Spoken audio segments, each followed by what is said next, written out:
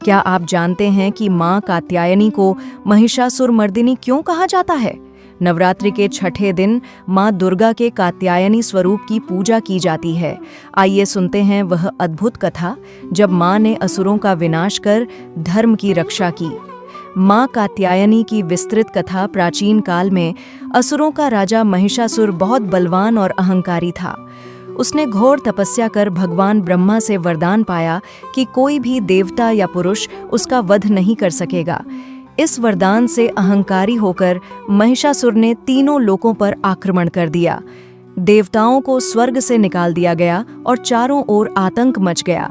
सभी देवता भयभीत होकर भगवान विष्णु, महेश और ब्रह्मा के पास पहुंचे और प्रार्थना की।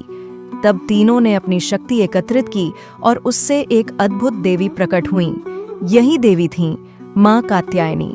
आर्षि कात्यायन ने इनकी तपस्या की थी और उनकी इच्छा थी कि देवी उनके घर जन्म लें।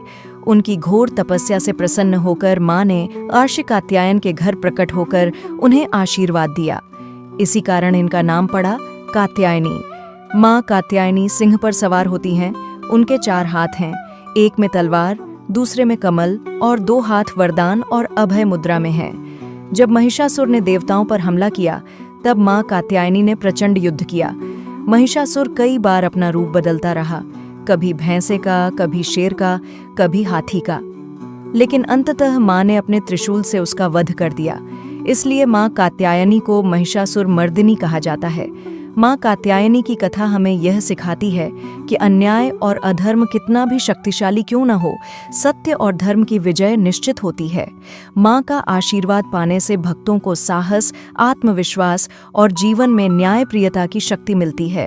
युवतियों के लिए माँ कात्यायनी विशेष रूप से पूजनीय हैं, क्योंकि माना जाता है कि उनकी पूजा से विवाह में आने वाली बाधाएं दूर होती हैं। तो दोस्तों, यह थी नवरात्रि के छठे दिन माँ कात्यायनी की पावन कथा। अगर आपको यह कहानी अच्छी लगी हो तो सोनम भक्ति सगार चैनल को सब्सक्राइब करें और घंटी का निशान दबाएं, ताकि नवरात्रि के शेष दिनों की कथाएं भी आप तक समय पर पहुंचती रहें। जय माँ कात्यायनी।